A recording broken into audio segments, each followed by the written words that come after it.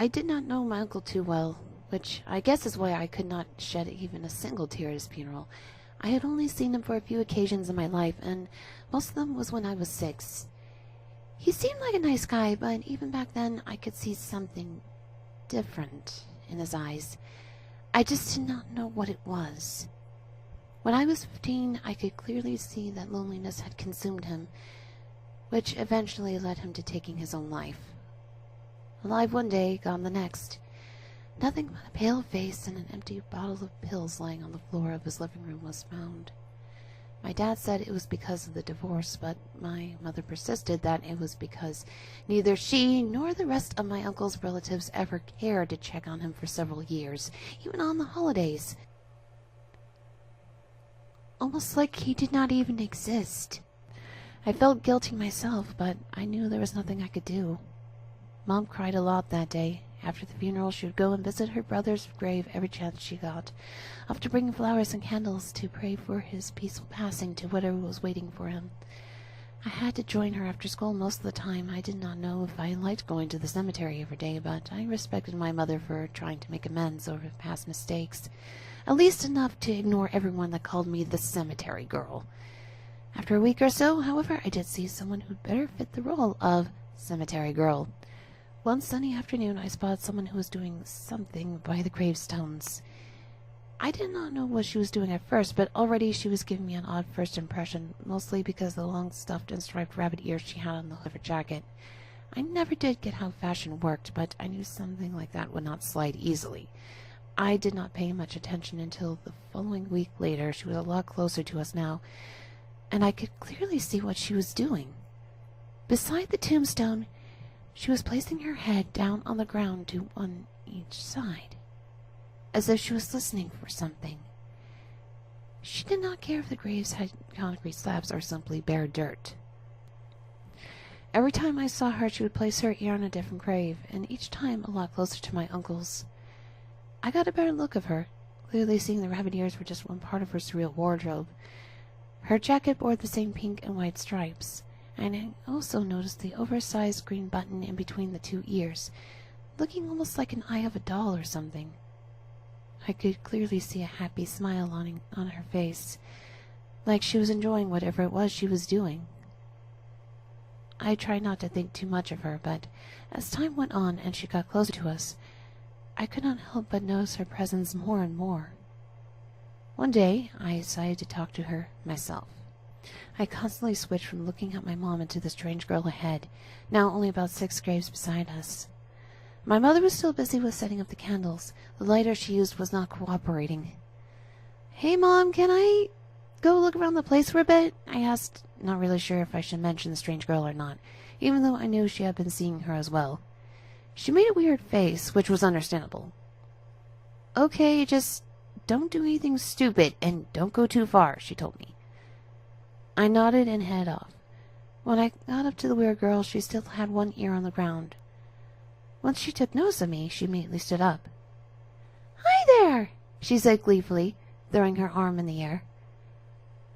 "Yeah, hi," I replied, giving her a wave with less than half of her enthusiasm. There was a brief moment of silence between us, an uneasy feeling washing over me as the awkwardness settled in. "So, what are you doing here exactly?" I finally managed to ask. "Oh, nothing special, just listening in. It can be pretty boring sometimes, but it's fun when you hear them." I was confused to what she had just said. "Hear who?" She did not say anything. She only knelt down on the ground again and motioned for me to do the same. I hesitated, but eventually I did. I felt the wet soil soak through my jeans, making it all even more uncomfortable to move. Her ear was pressed against the ground of a Wilbur Whately Sr. tombstone. The look on her face kept changing constantly, changing from bored to looking like she was really close to bursting out laughing. And she eventually did, raising her head in the process. Oh, sorry, I didn't think you want to hear this," she vaguely stated. I did not understand her at all, and I was beginning to think I might have had a bad idea approaching her. She stood up again, dusting off her skirt. Come on, I know a better place for you to start. I don't know, I said, standing up myself. I'm not supposed to wander around too much. It ain't that far from here, I can promise you that. Right about... She spun around, putting her hand above her eyes, almost like a sailor scanning the sea for dirty, dry land. There! She pointed to another grave I could not quite distinguish. True to her word, it did not seem too far from us. I did not think it would land me into trouble, at least. Okay, if you say so. She led the way, passing by 3 different rows of concrete slabs with the names of the deceased etched on the headstones beside them, and moving on to the one at the far left corner of our block.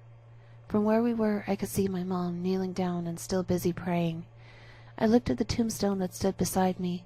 The name was slowly fading away, Mitchell being the only thing I could clearly make out of it.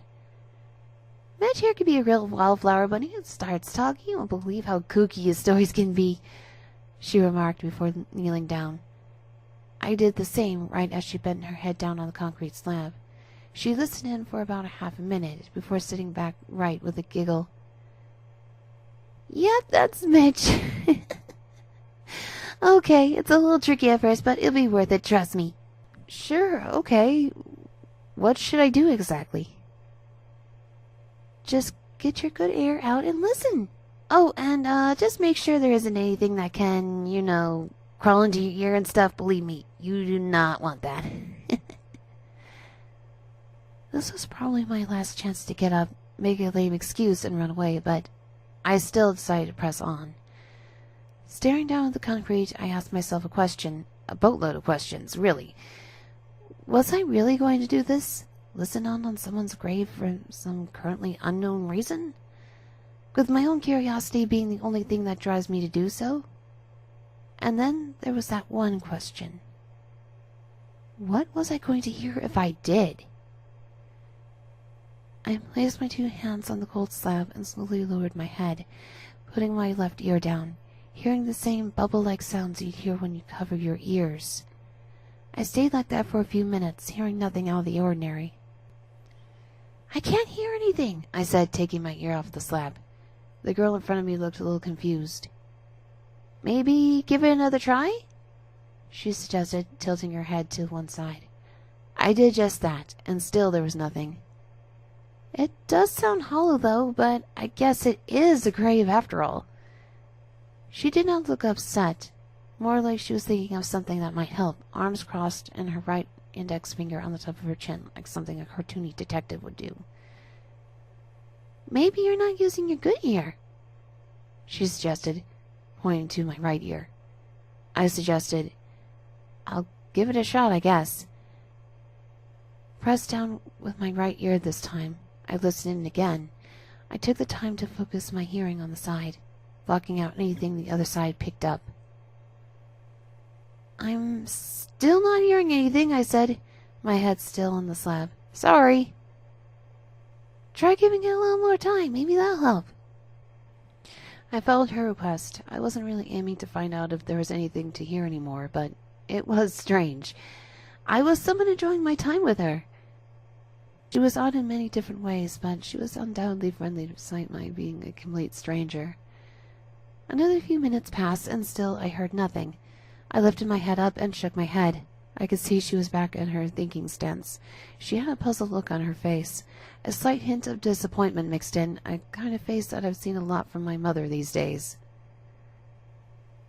Hey, what's your name anyway? I asked, snapping her out of the trance she was in.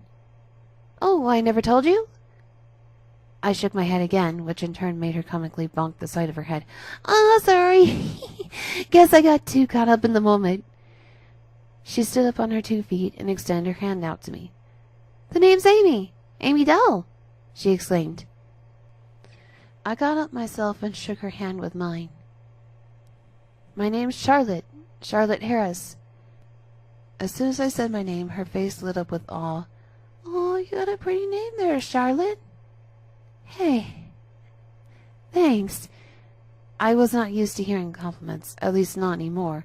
It felt a little embarrassing to hear one out of the blue. Hey, Do you want to be friends?